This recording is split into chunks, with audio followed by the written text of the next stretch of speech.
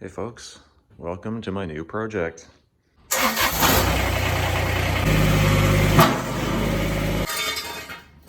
So the goal here, as it stands, basically do full service. That's both fuel filters, air filter, HST oil and filter, the screen on the hydrostatic transmission, engine oil and filter.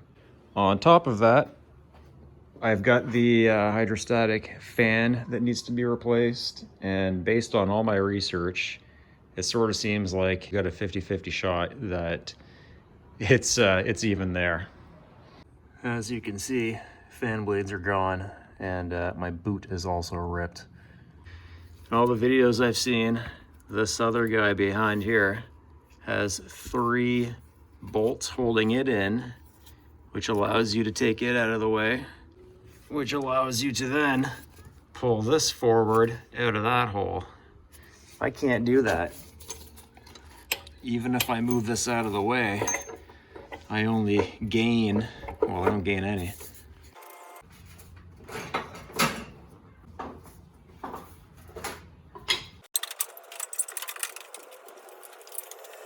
There's that grease nipple, as well as lots of dirt.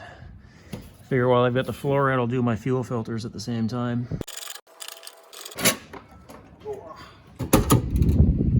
Pick this one up, Princess Auto. We'll see if the bolt pattern works. Clip. There we go.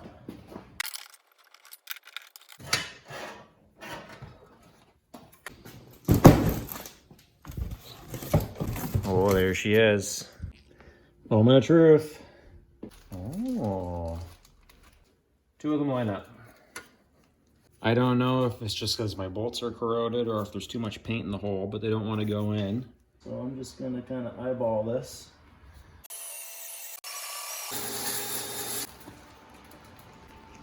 All right, check it out.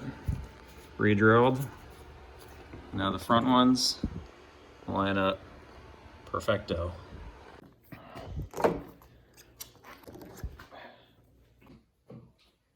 Gas cap's got to come off. Picked one of these up. Another useful hack, because without it, you've got a 3-inch hole that goes directly into your fuel tank.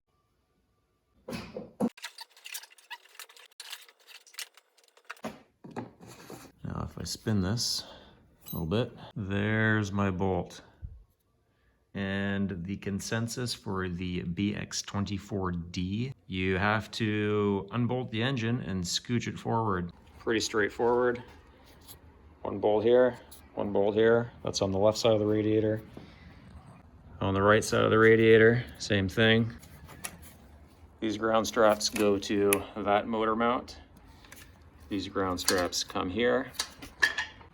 No engine hoist, no problem. Piece of wood, strap over the engine. Grab one side, and you can lift her up. Couple blocks to just give it some more height. Move it forward, you can see how far I had to go. I'm up about 3 inches and I'm forward about 3 inches. This buys me enough space.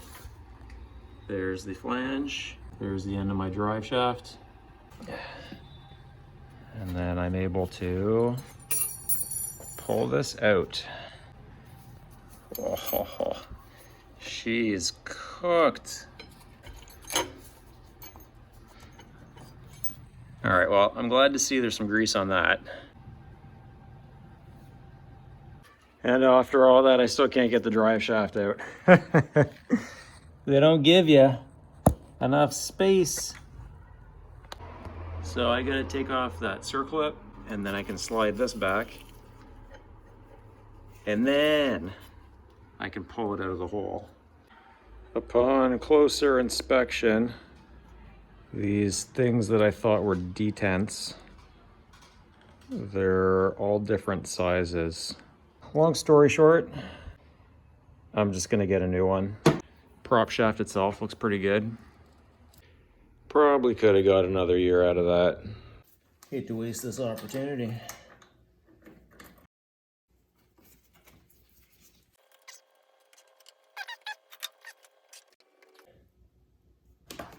Roll it around so I can see from below.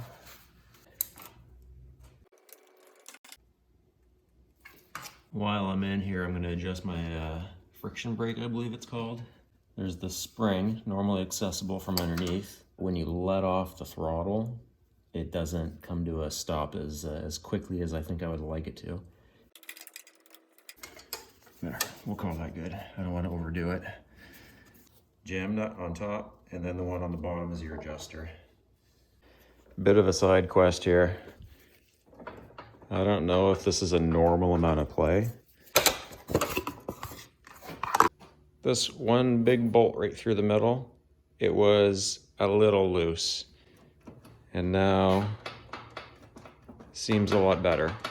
Figure while I'm waiting for parts to come in on the propeller shaft, I'll get working on fixing these cracks. This probably never should have been plastic. Mine's actually in pretty good shape. Most of the time when you see these, they're broken into like 30 pieces. Crack completely through to the edge. And then on the other side, cracked like that. And that's it. This side's not cracked, but I figured it's clearly a weak spot. I didn't read the full instructions, so I'm not sure how long to stir it for, but we'll just make sure it's good and mixed in there. Chip brush. Let's get cracking.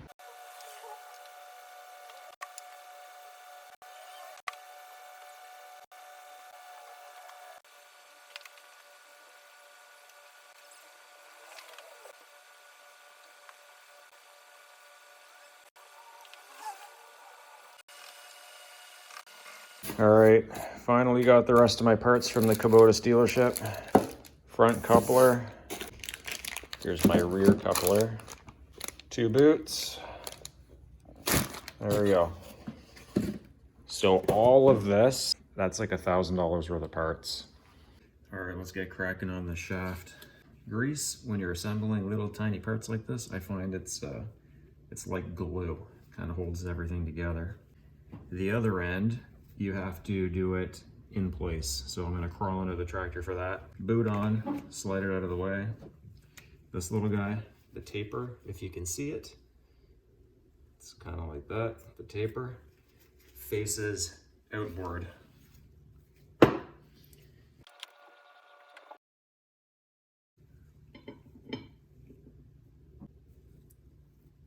Put the circlip on to stop that from falling off. See if I can get it on without having it flying across the room. There we go. Just gonna put them in.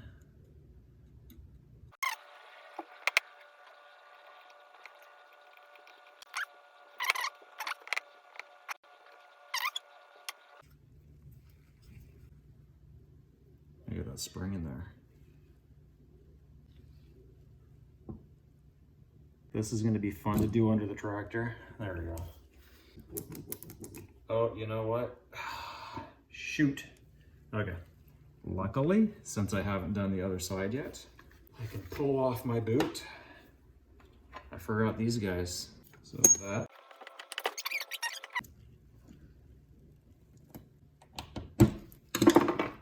That's one side done. Get a little bit of grease in the boot. Slip this in. I might have to put the fan on after. There we go. Now I can put the fan back on. Just make sure this is on good and snug.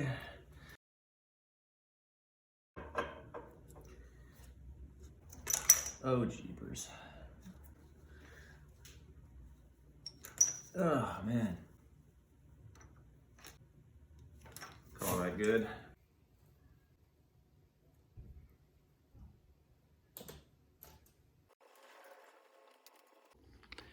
There she is.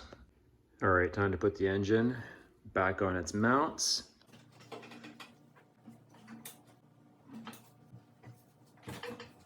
Doesn't need to be on there crazy, just to kind of anchor it from moving around too much on me. I'm going to lift up the engine via the oil pan, just slightly, just to kind of take the weight off the strap. And then since the front of the engine's already pinned down with the engine mounts, it should just rock back onto its mounts.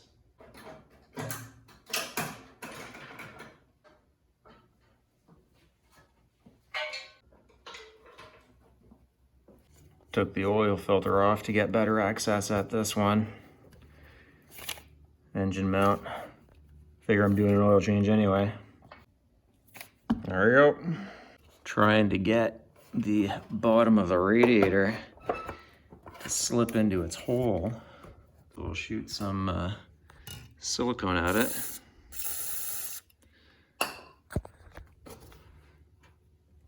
There we go.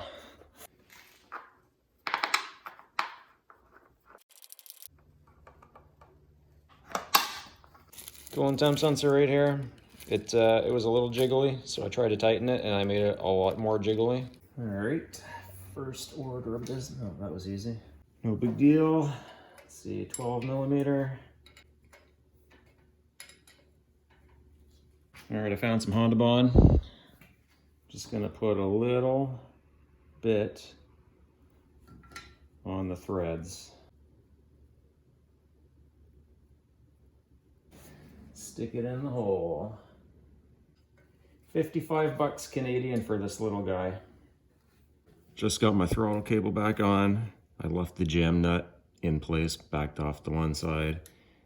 Pin in, cotter pin in the bottom, which my light is blocking. There we go. This one's nice and easy to get at.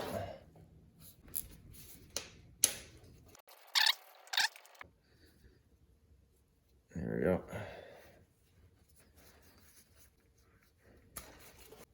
Freshy.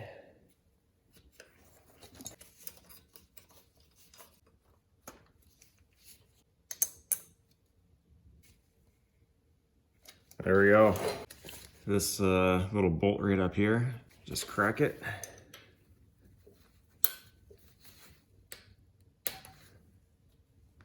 Cycle the key until you hear the pump turning.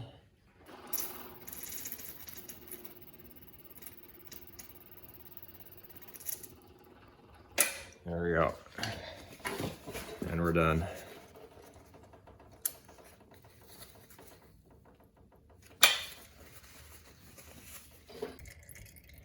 Got the oil flowing out of her. This is something that I always did ever since I've been in the trade.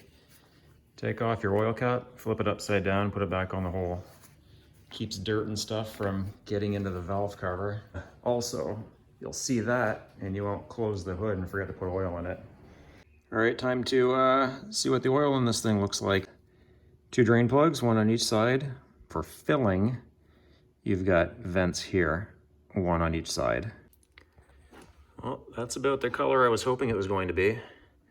Quite a bit came out on the other side, so I'm not expecting much over here. But we'll see what we get.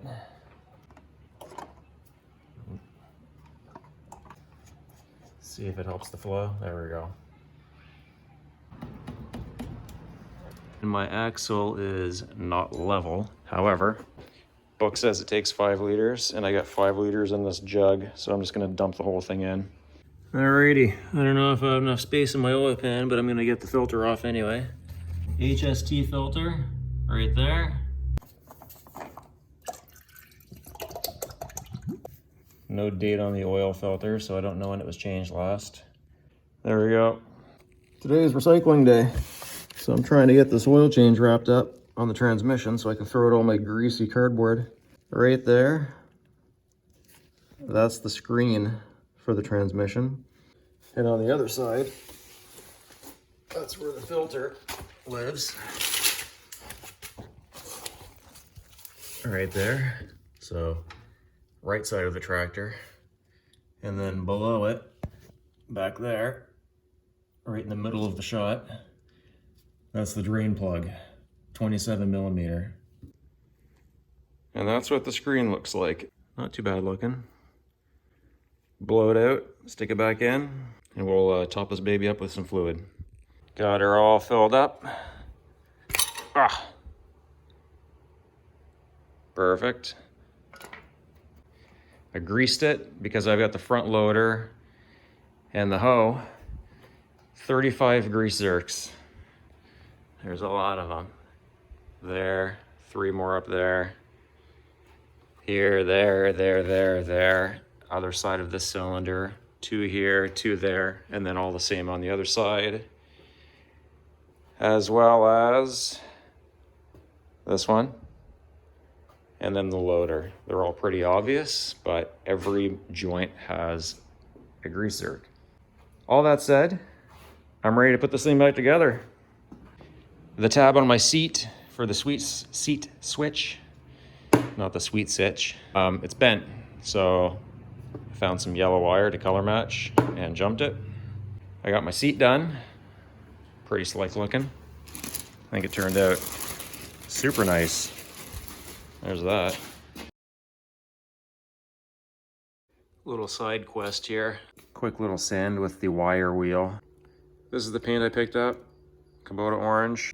They had another can of trim clad, same exact can, basically, minus the tractor. The orange was like a half a shade different than this one, for $5 less money.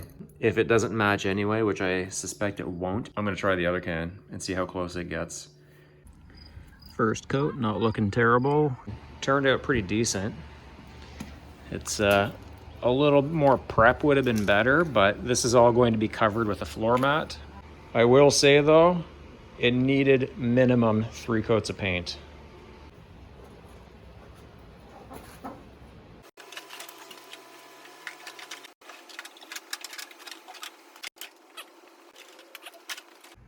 That was really stressful.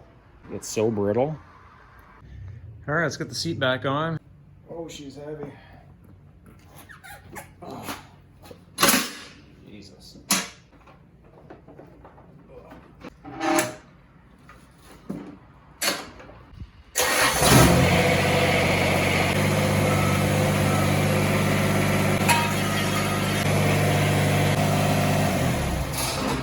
Not messing around anymore with this fan. I was gonna make one, but ain't nobody got time for that. Pretty decent. I'd say that's about 1/8 inch. That's where it came from. Before I install this thing, I'm gonna do a little process improvement. I've got this left over from my Ergo, and I'm gonna just slip it on here to hopefully help with vibration. All right, so the way the skid plate goes on comes with this hardware, which you pass through from the back. You can see how it's mounted here. Mounted in the front on that bolt. And then when you raise the deck, that goes up, and that's where it sits. Pretty slick system. All right, let's do some flooring.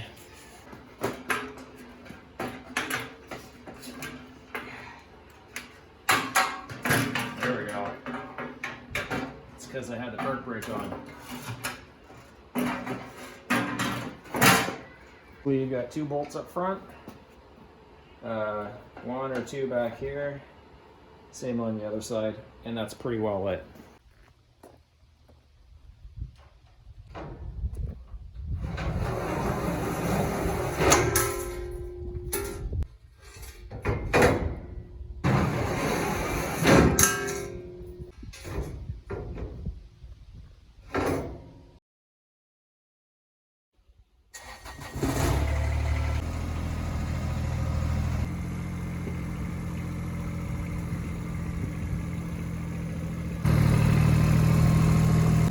There we go, we finally made it up, and I even squeezed it into the back of a 12-foot dump trailer.